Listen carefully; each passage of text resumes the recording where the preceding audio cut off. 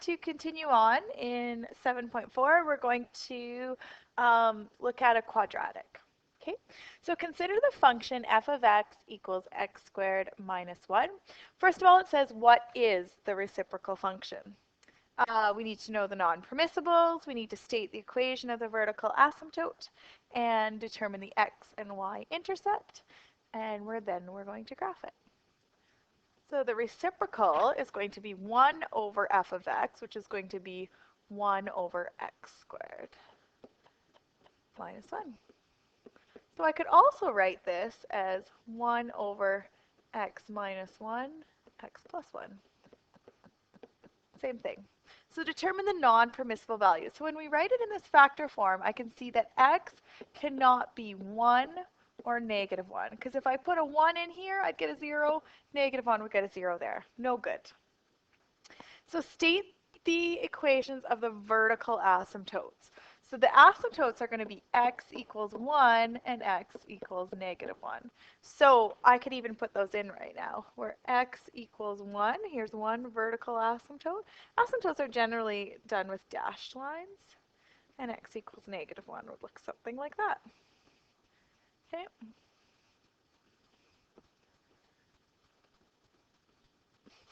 Next, it says determine the x-intercepts and the y-intercepts. So y equals 1 over x minus 1, x plus 1. If we let x be 0, I would get y is equal to 1 over negative 1 times 1. So y would equal 1. So when I let x equal 0, y equals 1. So that means that that is my x-intercept is right here.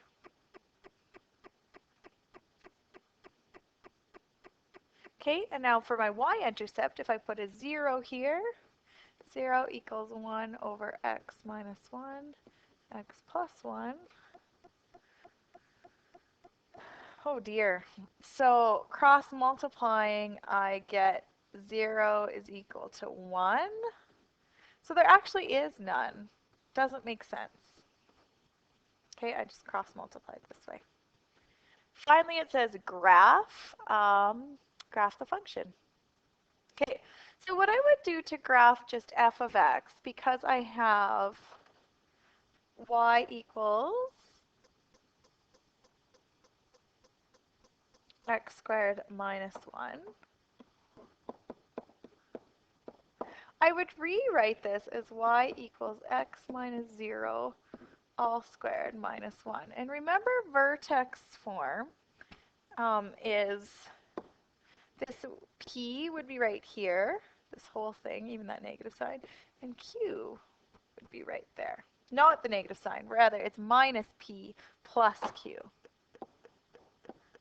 So my vertex is going to be 0 and negative 1. So this is 0 and negative 1 is my vertex, and it's going to be concave up. It's going to come up, and let's look at the intercepts of this graph. So we have x minus 1, x plus 1. If I let x equal 0, I would get negative 1. We already did that. If I let y equal 0, I would get this. Okay, setting them each to equal 0. So this x minus 1 equals 0. That would mean x equals 1. Letting this one equal 0, it would mean that x equals negative 1.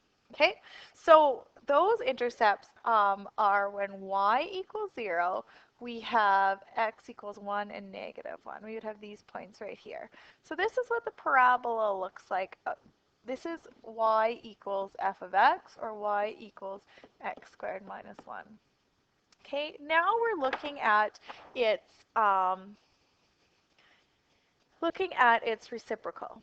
Okay, the reciprocal of 1, the reciprocal of negative 1 is going to be negative 1. Okay, we're looking at the y value here. The reciprocal, this is probably of negative 1/2. The reciprocal of negative 1/2, the reciprocal of that is negative 2 over 1. That's its reciprocal. So here we jump to 2. Then let's say I have 1/3. Well, that's going to be 3. Then I have 1/8, 1/16. It just keeps going, gets closer and closer. Similarly here, I have the same idea. It just keeps getting closer and closer to my asymptote. So the graph looks like this over here. Okay. Now let's look at the graph right here. Here's the reciprocal. Here I have a y value of about 1. So that's going to stay the same. Then my y values get very, very, very big. They keep getting bigger and bigger. The reciprocal of bigger numbers get closer and closer to 0. Okay. Here I have 3/4. Then I have 1/2, 1/8. So that gets closer and closer, moving up that way.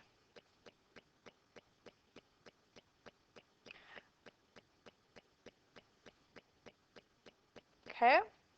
And the same thing's going to happen here. At 1, it's going to stay the same. Here I get -1/2, -2/3. All along here are, sorry, 1/3, -2/3. So those reciprocals of that are going to get bigger. And here, the reciprocal of, this is 1, 2, 3, 4, 5, 6. The reciprocal of 6 is 1/6. The reciprocal of 8 is going to be 1/8. So it gets closer and closer to the x-axis. And there is my graph. Okay.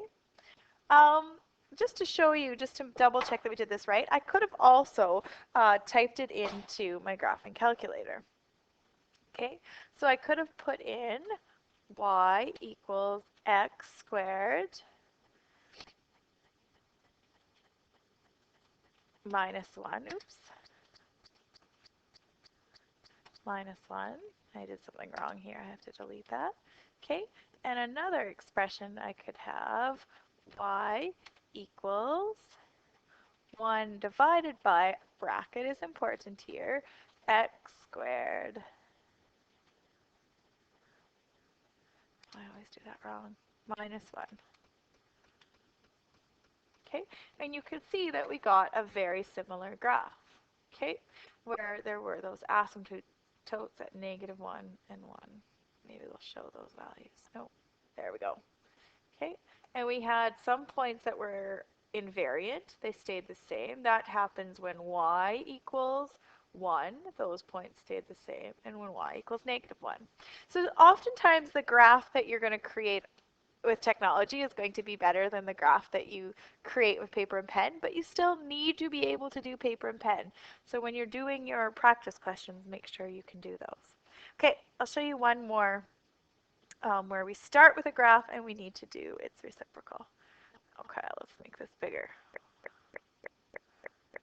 So it says, it says this is the reciprocal function, and now we need to sketch the graph and state the equation of f of x in the form ax plus b, y equals ax plus b. Okay, so first of all, we got to sketch this graph. So we're going to take the reciprocal of this, because this is a reciprocal graph. So to go back to its normal graph, we need to take the reciprocal. So here, at this point right here, we have 1. The reciprocal of 1 is just 1. At this point, it looks like we are getting bigger. We are getting bigger and bigger and bigger. So that must mean that this is somehow going closer to 1. So I know this is going to go something like that. Here we're getting bigger and bigger and bigger. I'm going to assume that this is 1/2. So this is going to go up to 2. I'm going to say that's 1/3. That's going to go up to 3. And this is 1/4. That's what I'm going to assume. Okay. So it looks like it seems to be doing something like that. At an asymptote means that we had 1/0. The reciprocal of that is going to be 0. So because there was an asymptote there, I know that that point exists. Here we have an invariant point at -1. That's going to stay the same. Okay. Here I have 1/2. 1/2 is going to go to 2. Here I have, and here I know, because this is getting bigger, I know that I was in fraction land, because the reciprocal of 1/2, 1/4, 1/8 would have gotten bigger. Okay, and I'm going to assume it keeps going and that I have a line that looks like that. Okay, so what it says now is I need it in the form of y equals ax plus b. Y equals ax plus b. Okay, so a is going to be my slope. My slope in this case is I rise one and I run one. So I know y equals 1x plus b.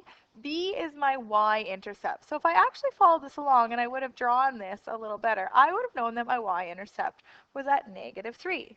I would have known that this was y equals x plus 3 minus 3 because that's where its intercept is. Okay, so that's how I go from the reciprocal function back to the graph. And on the assignment, I get you to do both, from a graph to its reciprocal, from the reciprocal to its graph.